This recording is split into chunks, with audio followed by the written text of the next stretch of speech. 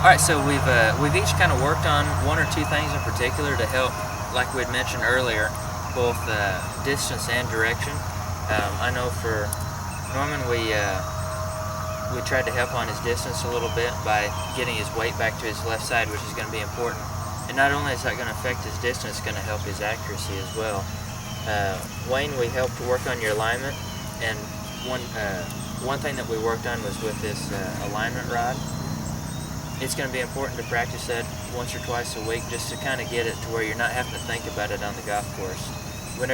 It's still going to be important to pick an intermediate target, but however, if you're able to work on this, it's going to help get the intermediate target easier to pick.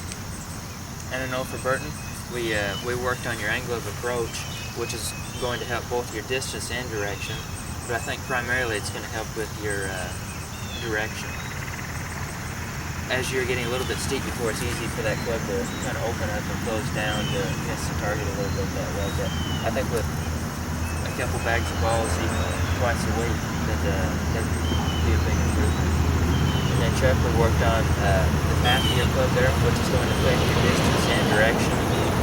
But I think primarily it's going to affect your distance, because your angle approach is going to also be a little bit shallower that way. You're going to be able to turn the ball over, which I know that's one thing that we mentioned earlier. So I think just trying to set either a ball or a tee down inside the one ball that you're hitting would be a good training wheel to start.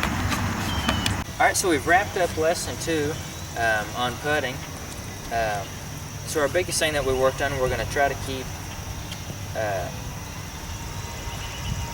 the face going towards the target throughout most of the stroke, which is going to help our direction, which most of you had mentioned that could be an issue every once in a while.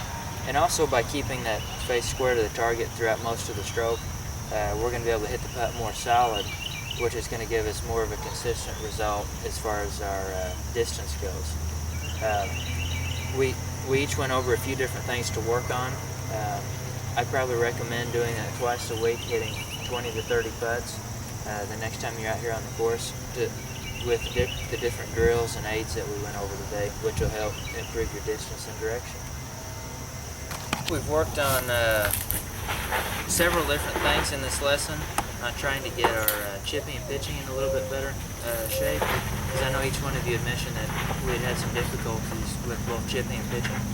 So what we've worked on today is just trying to keep pitch shots as close to the ground as possible, as well as trying to get some chip shots a little bit higher in the air. But the main thing is just keeping the club just a little bit lower to the ground, which you're a little bit more shallow that way, because we're just wanting to land the ball right on the edge of the green and let it roll up to the hole.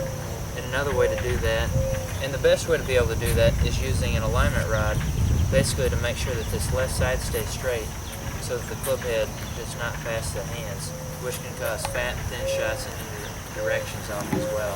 So to be more consistent, we use that alignment rod at least several times a week in our practice to be able to get our pitching in a little bit better shape. Just concluded our last of the 4 lessons. I'd really like to thank each one of you for your time and patience going through this. I hope that you all have learned a few things as far as the full swing, chipping and pitching. Each one of those drills, I think, could really benefit all of you just by hitting 20 balls a week with each one of those drills, as far as the full swing, the putting, and the chipping is concerned. But today we wrapped up with our chipping, where we're trying not to hit up onto the ball, which is creating the overspin. We'll also try to keep the face a little bit more open to the path at all times, which that's how you get a little bit more spin on the ball, where most of us do have a problem of closing the face a little bit and then it stays a little bit lower and rolls out. As well as trying, similar to pitching, we'll try to not let that club head pass the hands, because you can get away with that whenever your timing's good, but whenever the timing's off or the lie is bad, that's whenever the fat and thin shots occur. So if we can just try to keep the hands in front of the club head on these chip shots, they're going to go a little bit higher and land a little softer. But thank you guys again for your time and hard work. I really do appreciate it. Thank you. Thank you.